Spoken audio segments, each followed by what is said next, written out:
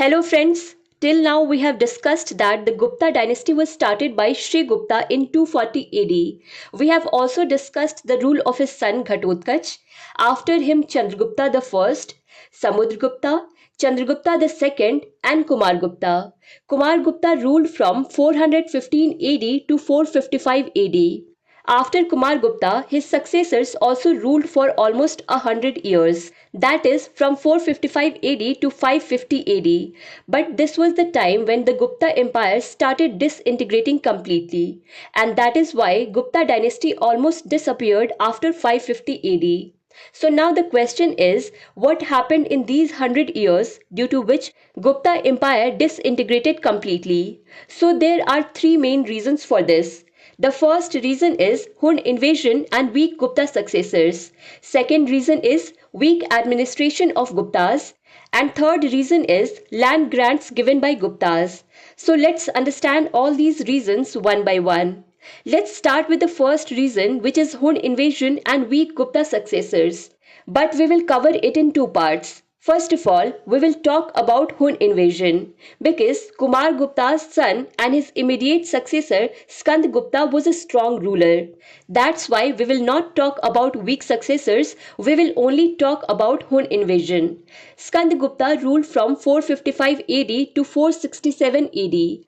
We saw in the previous video that Gupta Empire was completely intact during Kumar Gupta's rule. However, this was the time when a branch of Huns from Central Asia tried to invade India by crossing the Hindu Kush mountains. This invasion of Huns was attempted towards the end phase of Kumar Gupta's rule, and these attacks continued to happen during Skandgupta's rule as well. By the way, Skandgupta did the work of repulsing all these attacks. In fact, even during Kumar Gupta's rule, Skandgupta as a prince did not allow Huns to enter India, and even during his rule, he repulsed all the attacks of Huns. But still you can understand that Kumar Gupta's rule must have been mostly peaceful because the attacks of Huns were seen only in the last few years of his rule. But during the rule of Skandgupta, only and only wars could be seen. But still, one thing was good, and that is that no matter how many wars happened during the rule of these two rulers, the Gupta Empire remained completely intact. None of their territory was lost. Now let us see the successors of Skandgupta who ruled from 467 AD to 550 AD. Actually, what happened was that due to so many wars during the rule of Skandgupta, the resources of the government were greatly reduced. They were greatly affected, and their successors were also very weak. That is, the condition of the state was bad, and there was no strong king to handle it. The name of these weak successors of Skandgupta are Purugupta, Kumargupta II, Buddhagupta, and Narsimhagupta. By the way, the last ruler of Gupta Empire was Vishnugupta. So because all the successors of Skandgupta were very weak, so there was a lifetime opportunity for Huns to invade India. And taking advantage of this opportunity, Hun chief Toramana attacked Gupta Empire again. And this time he was successful in conquering a lot of territories. You can see that Hun chief Toramana had taken control over a large part of western and northwestern India. Apart from this, you can also see the location of Iran in the map. Iran is in Madhya Pradesh. And you can see in the map that Toramana had also taken a large part of central India under his control. Apart from this, from the evidence of numismatic evidences, that is the coins that were there, it is known that his rule used to be in the regions of UP, Rajasthan, Punjab and Kashmir as well. During his rule, he had made a grand Varaha representation in Eden. Varaha is an incarnation of Lord Vishnu, a form of him. The Varaha avatar is the same avatar in which Lord Vishnu killed Hiranyakashyap. Now let's talk about the timeline of the Huns. That is, since when did the Huns rule in India? So you can see here that Hun king Toramana ruled India from 493 AD to 515 AD. After this, the rule of his son Mihir Kul started, who ruled from 515 AD to about 535 AD. Basically, the end date of his rule is found different in many sources. That is why it is said that his rule must have ended between 528 AD to 538 AD. And after that, Hun rule ended completely in India. So let's understand the important details related to these two rulers.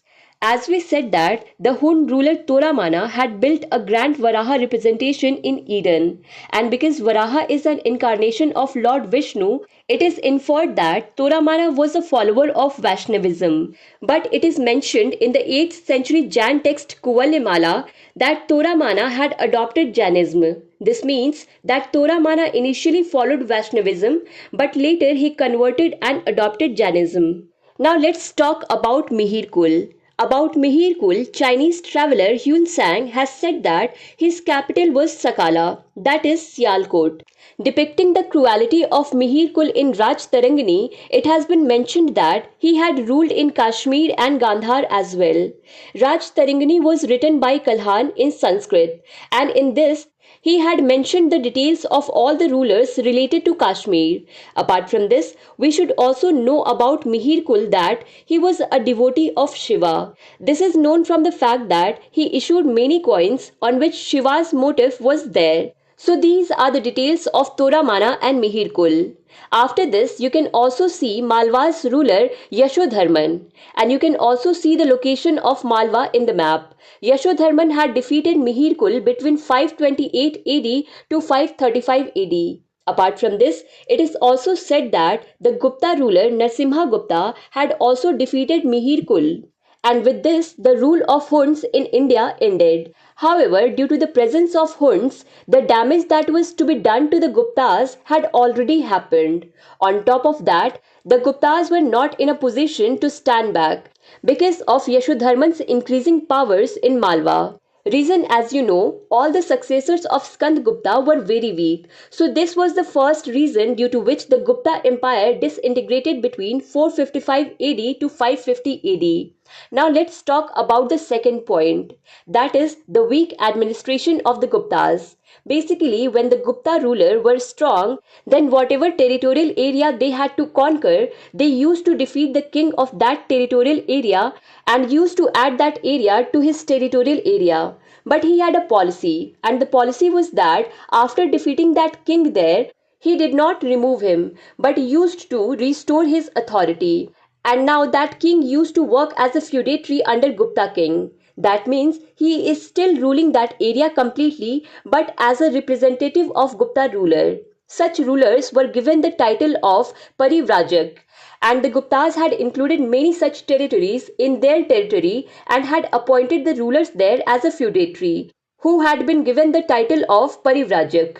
So in such a situation, you can understand that the nucleus of the Gupta Empire was only in Bihar, Bengal and Uttar Pradesh. These were the areas which were under the imperial rule of the Gupta Empire. All other conquered territorial areas were ruled by feudatories only. So this method of administration continued well till the Gupta Empire was strong. But as soon as the Gupta Empire started getting weak, all these feudatories declared themselves independent. This happened in the end of 5th century and beginning of 6th century. During this period, all the regional powers had reasserted their authority, due to which the territorial area of Guptas had shrunk. So this was also a big reason due to which the Gupta Empire disintegrated between 455 AD to 550 AD.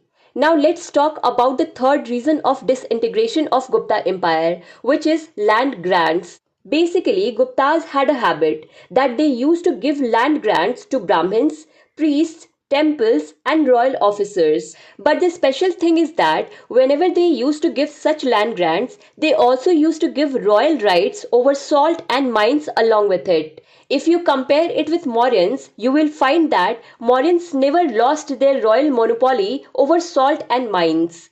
But this was not seen in the case of Guptas. And not only this, while giving land, Guptas used to give administrative rights and sometimes even judicial rights. That is, whoever was given these land grants, in a way, that person was declared the king of that place. And such land grants were not given for 20, 25, or 100 years, but for perpetuity. That is forever. So this is in itself was a huge burden for Guptas because due to these land grants, their revenue was making a huge difference. And you can understand that this was also a big reason due to which the growth of feudal society started during the Gupta period. So these are the three reasons due to which the Gupta Empire almost disappeared by 550 AD. To understand Indian history and Indian polity in detail, do follow Bookstava playlist. Link is given in the description box. Thank you for watching Books.